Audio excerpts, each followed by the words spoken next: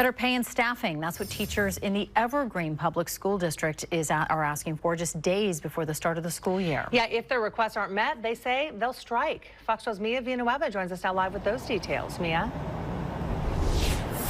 Kim and Shauna, teachers at the Evergreen Public Schools District to authorize a strike on Wednesday, and that strike will happen if the union representing those teachers and the district cannot come to an agreement on a new contract.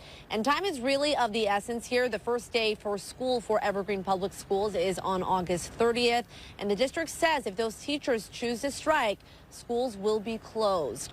Now, according to the union leader representing the union leader representing those teachers, they are asking for more support for students with special needs and also more time for them to plan out their days, which they say is often lost because of the shortage of substitute teachers. They're also asking for a cost of living adjustment to pay to help attract and retain educators. Teachers claim implementing that adjustment was previously agreed upon by the district as well. Lastly, they say they need more staff to properly support students. We also reached out to Evergreen Public Schools about the possible strike.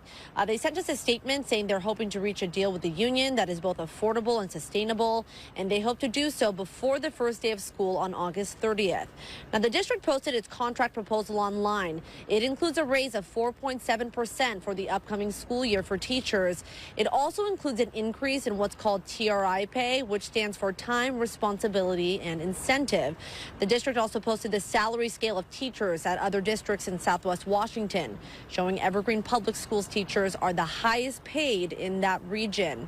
Now, not the only teachers to authorize a strike recently. On Tuesday night, teachers at the Camas School District also voted to authorize a strike. Their first day of school is Monday, August 28th.